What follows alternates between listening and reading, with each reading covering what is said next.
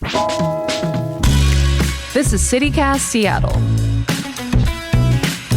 I'm Jane C. Hu, and here's what Seattle's talking about. If you're like me, keeping your digital security in check is a chore that you've been putting off. Like, it took me 2 months to finally sit down and sign up for a password manager, but it actually only took like 10 minutes. So we wanted to talk with someone who could make this all feel more approachable. We're bringing all of our dumb questions to the Electronic Frontier Foundation's senior security and privacy activist. But first, last week, City Council passed a controversial amendment delaying the deployment of universal school meals. But then they quickly put forth a new proposal to fund those meals after all. Here to discuss, we have Adam Willems, co-founder of Chum, who has been reporting on this. Welcome to the show, Adam. Thank you for having me. And we have Jesse Hagopian, an educator and editor for the grassroots magazine Rethinking Schools, and a parent of 2 children in Seattle Public Schools. Welcome to the show, Jesse. All right. Thanks for having me. Okay, let's start at the very beginning of all of this, because I do feel like it's kind of a long saga. So last year, 80% of Seattle voters passed the Families, Education, Preschool, and Promise Levy, or FEP levy, which funds things like early learning. A couple months ago, Mayor Wilson announced a plan to provide universal free breakfast and lunch at schools starting this fall, which would have been paid for with $7.7 million from the FEP levy's reserve fund. And then 2 years from now, the state would fund it with revenues from the millionaires tax, which just passed. But recently, council members Joy Hollingsworth and Dion Foster worked together to introduce an amendment to scale that back. And that amendment passed 6-3 on Wednesday afternoon. So, Adam, I know you've been following this closely.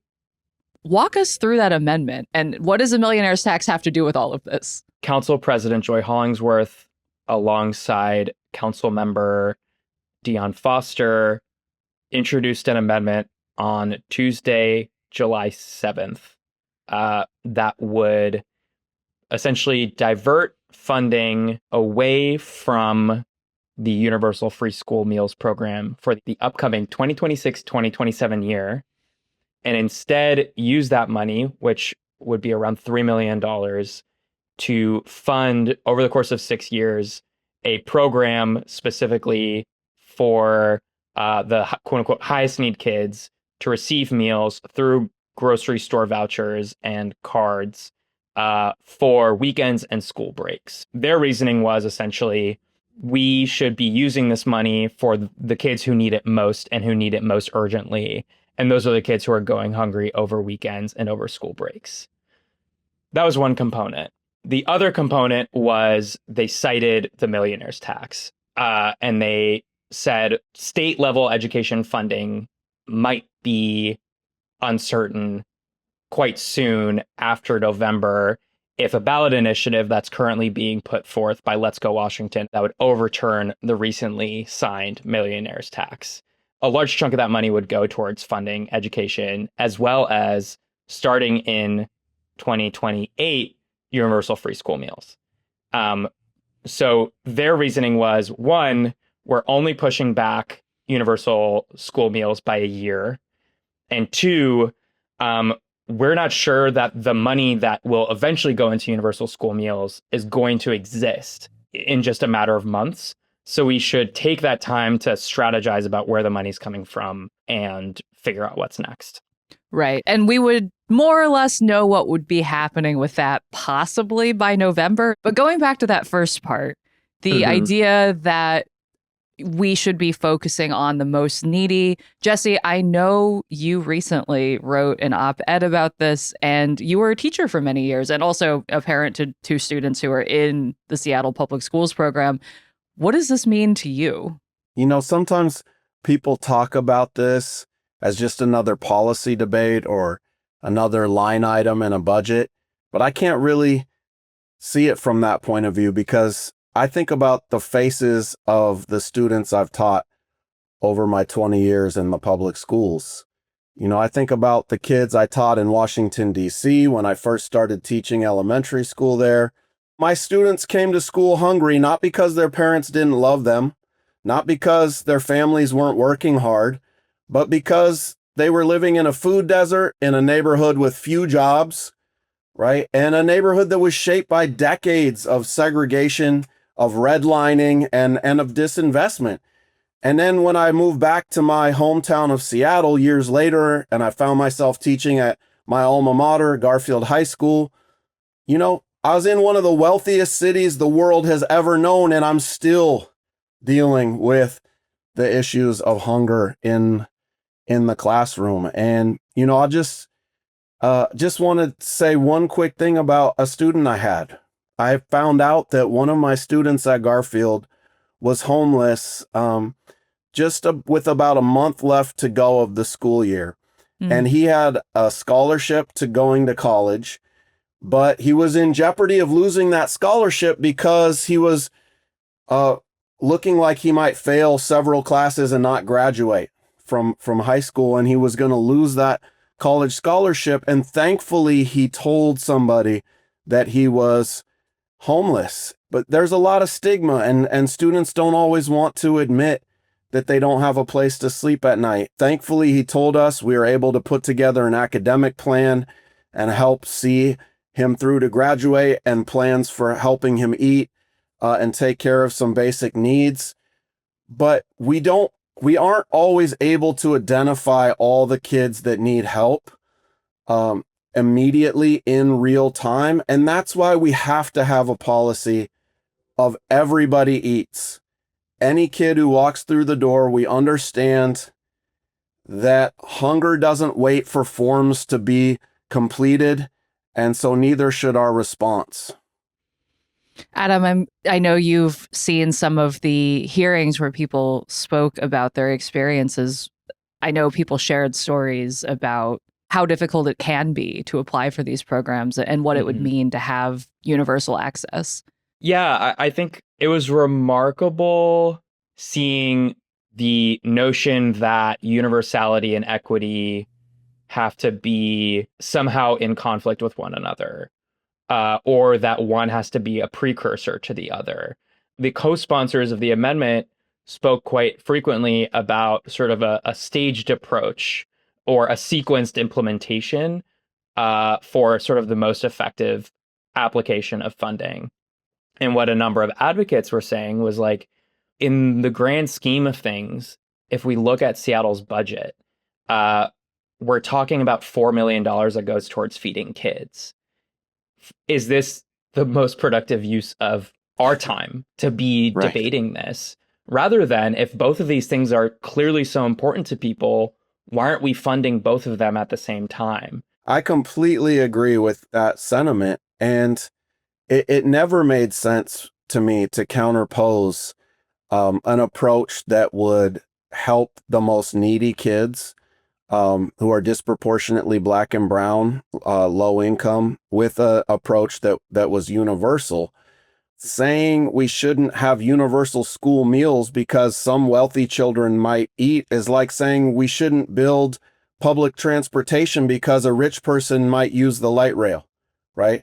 The vast majority of people are going to benefit from this universal approach will be the people that need it the most. And that's why I'm so heartened that the city council reversed its earlier vote and actually listened to the will of the communities. It was this incredible outpouring, as you were describing, of students and parents and educators, community members who came together and told their stories of what hunger looks like, of why we need a universal program that will eliminate stigma for the poorest kids and that will actually meet so many people's needs. Let's take a break there. And when we come back, we're going to talk about the new proposal to actually fund both of these things.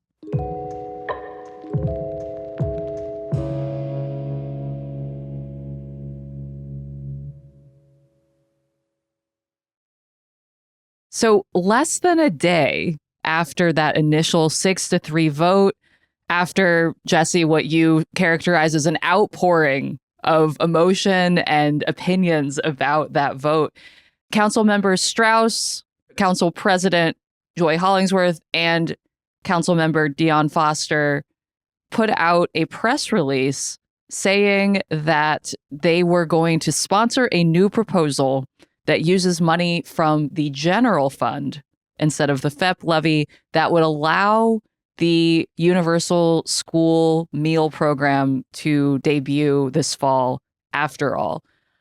What happened there? Now, with the benefit of hindsight, I looked over the comments once again of different council members during the debate on Wednesday to see maybe if there was some kind of foreshadowing. There were a number of things that stood out. One was council member Rink brought up, why are we having this debate? Why aren't we funding both? And she mentioned a number of potential sources that we could divert funding from instead of universal school meals. That included things like graffiti abatement or the city's real-time crime center. So the amendment that initially passed was estimated to save the city around $3 million. Correct. And we spend about $3.5 million on graffiti abatement, about $4.9 million on the real-time crime center. So just trying to give a little bit of background for how much money we're talking here. So Rink brought this up as, just other things that we're funding at about the same cost. Yes. And following that, Councilmember Dan Strauss spoke about the degree to which the city has actually been quite disciplined when it comes to its funding practices over the past year. And he said, we've looked over the mid-year supplemental budget and we've only increased our general levy by $500,000. He sort of pontificated and wondered out loud, like, why aren't we just funding this through the general levy? Lo and behold, on Thursday, there's now this move to fund universal free school meals in the 2026-2027 year through the general levy. And it's co-sponsored with Council President Joy Hollingsworth and Council Member Dion Foster. Could that not have just been in the original amendment? I mean, it clearly should have, right? It's baffling to me why we can't have a little more creativity at the city to look at our budget and, to say, why is a policy of graffiti abatement more important than our kids eating, right? Because I think all of us agreed we need to make sure kids come to school well-fed. But there was a debate about how we best do that, right? So in a statement put out by the city council, Council President Joy Hollingsworth wrote, "My values have been consistent. Every child should be able to eat at school and at home." She goes on to say that she's grateful for Councilmember Strauss for finding a creative solution that allows us to fund weekend meals and universal meals during the first year of the FEP levy. So could it actually be the case that this idea came about throughout the discussion and that these council members just realized after that initial vote that there was another way to do this? It's possible. I've reached out to Councilmember Strauss's office to ask when sort of discussions among policymakers began to fund universal free school meals through the general levy. Maybe to take a little bit of a step back, last Wednesday, Councilmember Strauss emphasized that sort of the larger discussion could have been a quote-unquote avoidable conflict. Part of that is, I think there was some degree of disconnect. Clearly, I mean, we saw it on the dais among lawmakers of like, how should we go about feeding kids? And can we just do these two things at once? Is it really so difficult when we're talking about $4 million? Another component of this, however, is over the course of the reporting, I spoke to Council President Hollingsworth about the relationship between City Council and the mayor's office, which hasn't been always consistently rosy since Mayor Katie Wilson was inaugurated. Council members were frustrated for a few months that the mayor's office would sort of float policies without finding a sponsor for their policies in City Council. And that included the announcement around universal free school meals. Right. And what Councilmember Hollingsworth said is that she would have brought a different perspective to the table if she had been involved in those sorts of policymaking discussions. Since then, Mayor Wilson has brought on sort of new staff who are more seasoned in the ways of city council. But it seems like this larger, really high stakes conversation that was done on the backs of kids is to some extent an outgrowth of this disconnect among legislators within city council, as well as between different branches of local government, which is quite unfortunate. Yeah, Adam, to your point, I know Mayor Wilson released a statement on Thursday afternoon highlighting the council's amendment vote, and she criticized Strauss, Hollingsworth, and Foster's new proposal by pointing out that the general fund that they want to use to fund those meals is actually facing a huge deficit, like $175 million. And she wrote, I look forward to seeing which critical services they plan to cut from the general fund to make their numbers work. So beyond the tensions there, I know the amendments vote also came as a surprise to a lot of progressives. So Dion Foster ran on a progressive platform, and some I've seen have expressed disappointment that she co-sponsored this amendment. And Rob Saga, who generally leans more moderate, was the third vote, along with more progressive council members Rink and Lynn, in voting no on the amendment. How do we make sense of that vote, and what are the bigger factors at play here? Councilmember Saga said it. He was like, look, we're not a monolith. He was speaking about how food access policy in Seattle, as elsewhere, has been a Black-led effort. And he was saying, look, the two co-sponsors of this amendment are Black lawmakers. I'm a Black lawmaker who stands on the other side of the aisle on this particular issue. And so to sort of paint a broad brush on sort of which side of the aisle someone from a certain racial background might stand is a form of erasure. He was questioning sort of both the rationale behind the amendment and then also sort of like this either or framing that had been at least implicitly outlined, which Foster and Hollingsworth disagreed with, saying, no, we're just doing one and then the other. And I think it's important to understand the roots of this conversation in the Black community in Seattle, because it was actually the Black Panther Party that started a national conversation about feeding kids at school, right? It was the Seattle chapter of the Black Panther Party that built one of the most robust free breakfast programs in the country, and chapters around the country did the same thing. And that forced local and state and federal government to think about funding school meals. And actually, that's where free meals in schools came from, right? And to understand that it was some courageous folks who understood the inequities and were willing to organize communities to stand up to power that won those programs in the first place. And I think that this current victory for children is an outgrowth of that legacy, right? A legacy that says all children have to be fed before they can learn. And having universal meals and meals that are also extended on weekends and during school breaks, I think is really an outgrowth of the idea that in the world's richest country, we can take care of the needs of our community. It's a question of priorities. Over the course of reporting on this, I spoke to a number of educators and students and nutrition experts, and they argued that in actuality, if we really needed to prioritize one over the other, they saw a staged approach in which universal school meals came first and then the weekend vouchers as the more healthful and efficient way to go about things.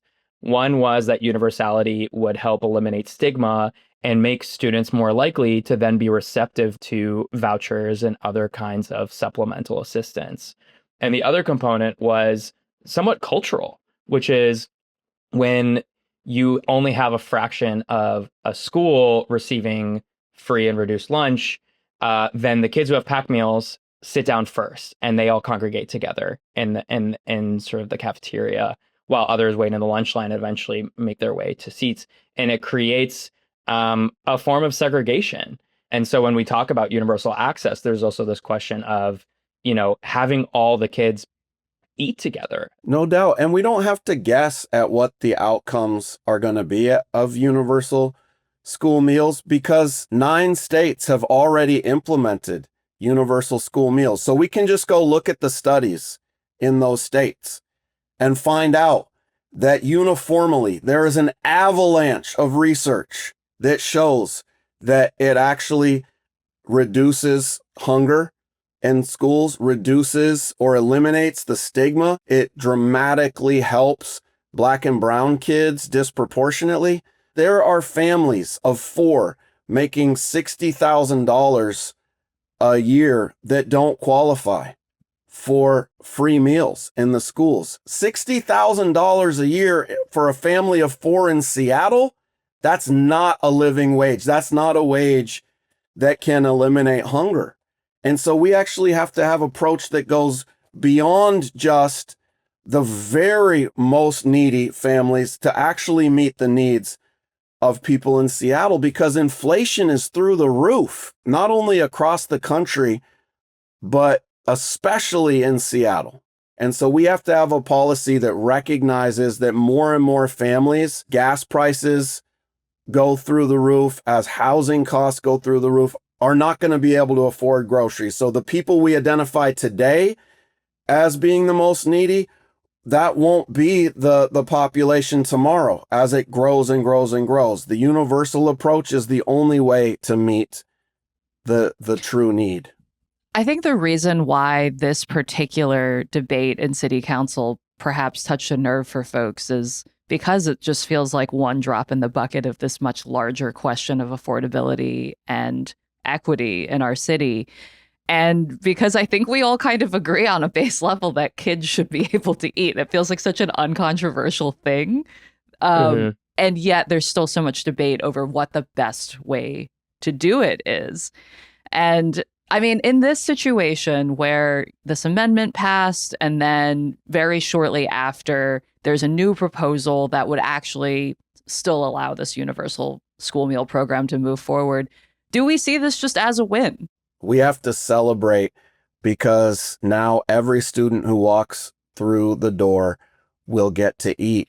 And this is a victory that is also a reminder of something I think we desperately need to remember today, that social movements still matter. Organizing has produced an even stronger proposal than was originally on offer. And so now, instead of delaying universal school meals for a year, right, the city council has a plan that every kid gets to eat and eat on weekends and school breaks. And I can think of dozens of kids that I taught that needed to get snacks from my desk drawer just to be able to focus in class, that will now have a basic human need met. I am ecstatic. I will say also, it's not over till it's over, because the vote on this new amendment is going to take place. Currently, it's slated for August 4th. So we'll need to wait a couple of weeks to find out how it all shakes out. No, good point. It will be the sweet victory when the ink is dried and the meals are actually being served. But I'm very hopeful that finally our city is listening to the needs of our children. And we need to see the youngest folks in this city as some of the smartest, wisest advocates for policy that can make our city better for everybody. Jesse Hagopian, thank you so much for joining us today. I appreciate the time. And Adam Willems, thanks for bringing your reporting to this conversation. Thank you. Let's take a break, and when we come back, we'll be talking Digital Security 101 with the Electronic Frontier Foundation.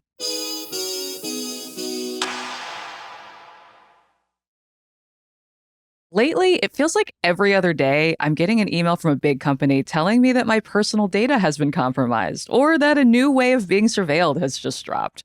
And after I talked with reporters Aaron Sellers and Skylar Mitchell about how Spokane protesters' data was captured by the FBI and used in cases against them, I realized I'd kind of lost the plot on what I should be doing to maintain my digital security and privacy.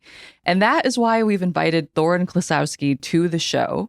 Thorin is the senior security and privacy activist at the Electronic Frontier Foundation, or EFF, which is a nonprofit organization that works to defend civil liberties in the digital world. Welcome to the show, Thorin. Yeah, thanks for having me. Thorin also used to live in Seattle, so we get this Seattle connection as well. Yeah. So, Thorin, the EFF offers guides for digital security in all kinds of scenarios, from activists and journalists to LGBTQ youth. Can you talk about some of the most basic mistakes that you see people making in their personal digital security practices? You kind of come to this for the first time, maybe, and you start feeling overwhelmed because you feel like you have to do everything all at once, and it's just impossible. So I think that's kind of the first step is to kind of like take a second, like take a breath, think about it a little bit, and then sort of decide what you want to focus on, and whether that's security or privacy, and kind of going from there. So I think the kind of core stuff that we really want to set people up with is using like unique passwords everywhere. So not using the same password over and over everywhere on every single website. And then from there, you can kind of start going in other directions, depending on what your needs are. But that's kind of like one of the fundamental things that we really try to help people figure out, how to do that, which is usually a password manager for most people. Okay. But yeah, that's kind of thing number one. Okay, so from there, I do feel like many of us know we're not supposed to have our password be like password one anymore.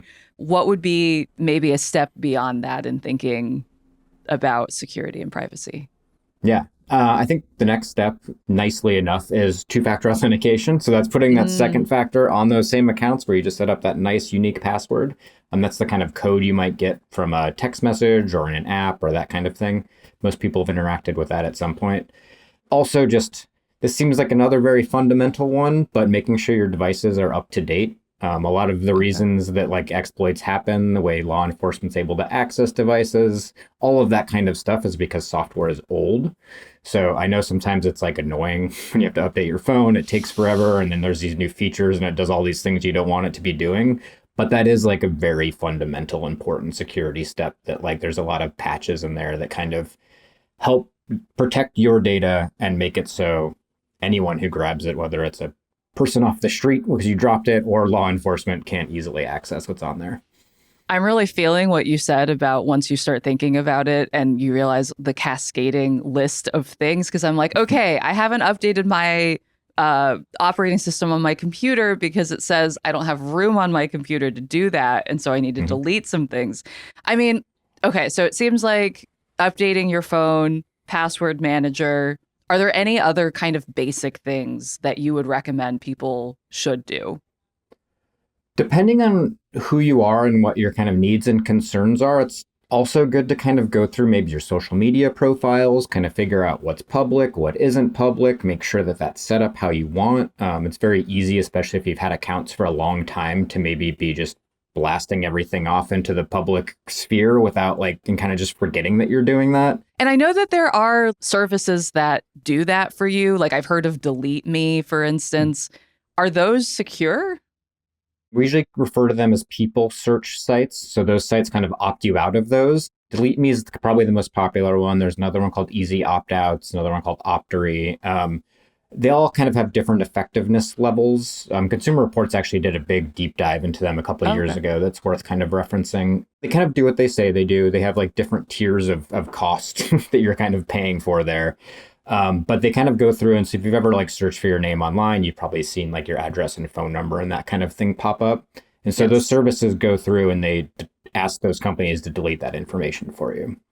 You can also do it by yourself. It takes a lot of time. Maybe you want to throw on a very long movie and sit there and kind of go through those. Yeah. But you can DIY that if you don't have the funds to kind of pay for it. I think a lot of people have the same paranoia about a password manager, especially those of us who maybe didn't grow up in a time where that was an option. Why should I trust a company where they are asking for my password for things and I'm giving them access to my accounts to do these things? What makes that secure, and what should we be looking for to make sure that the company we're enlisting to do this is trustworthy? Yeah, they all have kind of different terms that they might throw around, but essentially they're using what's called end-to-end encryption. So what that means is the company itself can't access the data that's stored there. So if they're doing everything correctly, the way it works is they're providing you the software, which is the password manager, which can generate and store unique different passwords for everything, so you don't have to remember anything, which is great.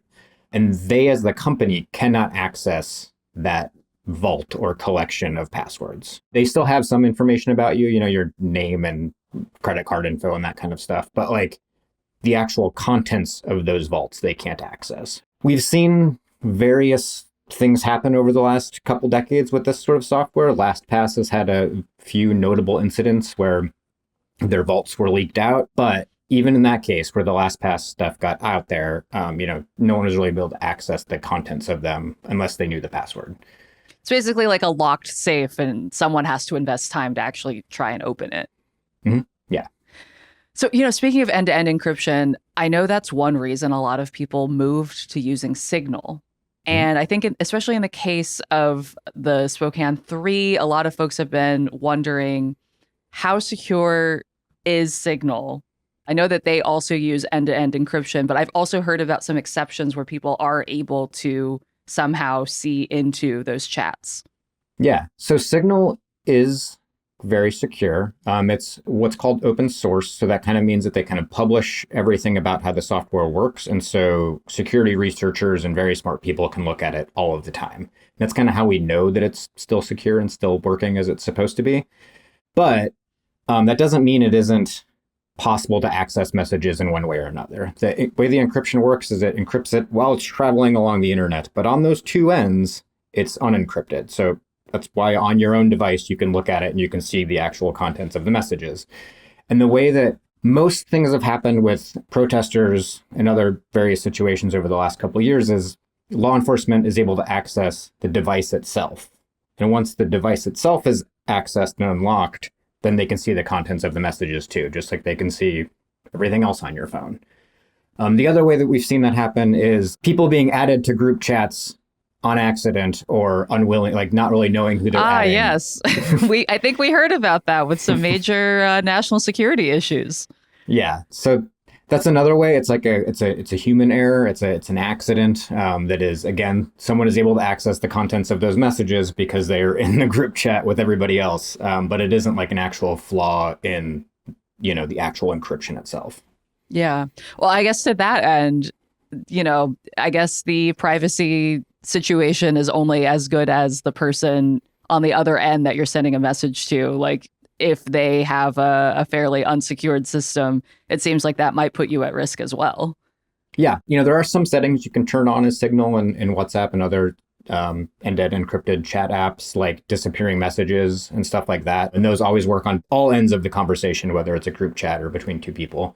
Mm-hmm. Are there other common apps or ways that people communicate that you would caution people to think more deeply about? Like one thing that comes to mind for me is messaging on, say, Instagram. Like, is that secure? We've done a lot of pushing for a lot of these companies to use end-to-end encryption by default because I think people just intrinsically believe their private messages are encrypted in a way that the company can't see them. But in the case of Instagram, they're not. They had an optional feature before that they said no one was using because no one ever goes in and turns on an optional feature. But they just except deleted, me. But yes. Yeah, but they removed that completely. And I think like Instagram's a place for people. I mean, people are there. They talk to, healthcare professionals. They talk to, other activists. They talk to other journalists. They do all sorts of things inside of Instagram, and there's not a lot of good protection there. And most of the kind of platforms that we have outside of Facebook Messenger don't have that kind of protection where the company can't see what you're doing. Yeah. All right. My last question for you, Thorin, is there a role for analog methods to come back? And are there things that are actually more secure in an analog form? Yeah, I think analog can work great for a lot of people. I don't think that there's anything wrong with keeping your passwords on paper if your concern is someone on the internet finding it. If you have a concern with maybe someone in the house finding it, that's probably not the best option. But if that's the way you can manage it and you only have, a couple dozen accounts, like, sure, that's fine. As long as they're unique and different. If they're all the same thing, then we're kind of back to square one of the problem there. But I mean, analog can help in a lot of ways. If you're going to a protest and maybe you want to take photos, having a regular camera is going to be, much more, you don't have to worry about your phone and the kind of potential privacy issues with your phone there. I take paper notes still, like as far as like actual note writing, and that's how I've always done it. So yeah, I don't know. I think that it's a good way to keep things offline whenever you really don't want it there for whatever reason that might be. Yeah, I like that. Moving away from the Notes app, back to pen and paper. Thorin Klosowski from the Electronic Frontier Foundation, thank you so much for joining us. Yeah, thanks for having me. That's all for today here at CityCast Seattle. I'm your host, Jane C. Hu. And listeners, we want to hear from you. If you have more privacy and security questions, send us an email at seattle@citycast.fm. We'll try and answer them. You can also text us or leave us a voicemail at 206-880-3931. Until next time, see ya, Seattle.